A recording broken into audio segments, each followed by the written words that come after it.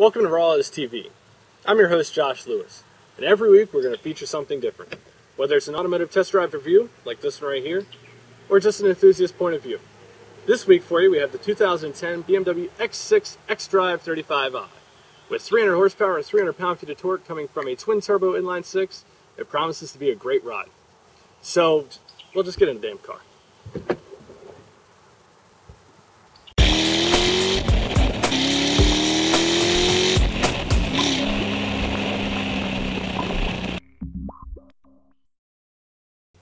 The X6 has a very distinct style, something that is not necessarily for everybody. I like it, and personally I'm a fan of the Bangle era designs, but some people do have their complaints. The xenon headlights, absolutely great on this car. And as you go down the line, I think the bulging hood is a great aspect of this vehicle.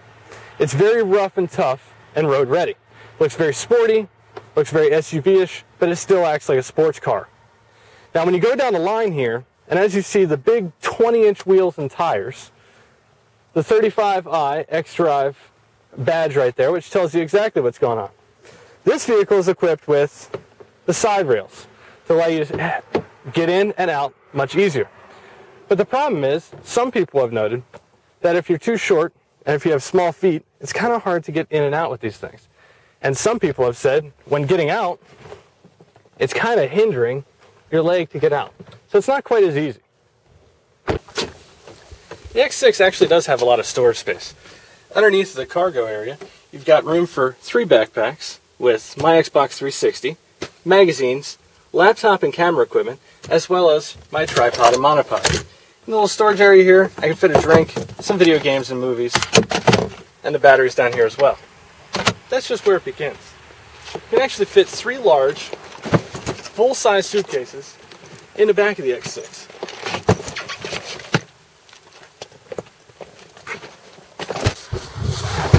And if you can't fit all your stuff in the back of the X6, then U-Haul is your friend.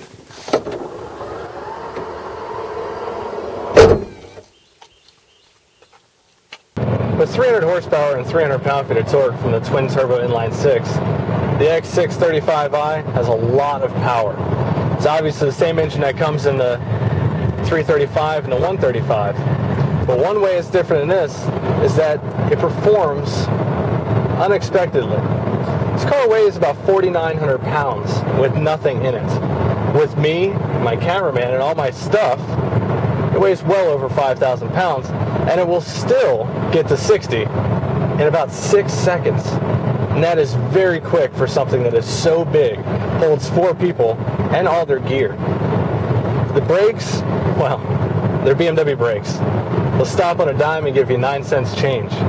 That's the beauty of BMWs. It's the great thing about this X6. There's not really much that can upset it, that can make it a bad vehicle. Except for maybe the price. A little bit expensive at $67,000, and it doesn't even have navigation. There are a few other things that I'm not very fond of, like the plastic dashboard, all the plastic center console. Not my kind of thing. This is a BMW that's 67 grand. The leather in here, very comfortable. Sport seats, best in the business. I only wish that the sport seats, like that of the 335 or the 135 or the M3, that you could actually move in the bolsters to be a little bit tighter on your body. I'd really like that, but unfortunately it doesn't do that. And this, the knee bolsters, always a joy on a long drive. But unfortunately, when you go to reach for something or go to kind of sit up, it sounds like it's going to break, and that's not very fun. So it's just a few nitpicky things here and there, but the power is very, very on point. The transmission allows you to do everything that you want to do. Most transmissions these days, most automatic transmissions, do what they want to do. The BMW X6, with this ZF 6-speed, it allows you to do what you want to do with it. It won't shift until I tell it to, and that's what I like.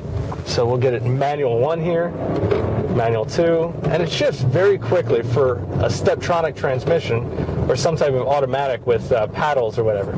Now you can use the paddles. Pushing forward will give you downshifts, pulling up on the paddles will give you an upshift. Now, the sport button is great. Going around a turn, very sporty. The transmission, the suspension, all in line with one another. The engine is very smooth. It's amazing because these cars are solid. They're built rock solid. They're built like tanks. Now watch, I'm about to go over some railroad tracks at 40 miles an hour. Nothing. I barely felt anything in the chassis at all. And that's remarkable. Because in the Escalade ESVs, the Suburbans, the Tahoes, every other vehicle that I've driven that is this size and bigger, it gets upset so easily on something like that. The potholes that I've driven from New Jersey to Maryland and Maryland down to North Carolina, nothing. It's amazing. Like I said, a few things I don't like about it, but many things I do like about it. So what do I think of the BMW X6? I like it a lot. It's a great car. It's really fun to drive and very fast. At about 5,000 pounds, it's really quick. It's got great chassis and suspension setup, so it's very sporty, but at the same time around town, it's not going to kill your back or anything else. On the highway, it gets really good gas mileage, and I really do like it. However, I wouldn't buy one brand new for myself, because at 67 grand, this car doesn't even have navigation. And as much as I do love it, I don't love it that much to empty my wallet out. But if I were to find one for the certified pre-owned market or the used car market at the right price, I would definitely pick one up.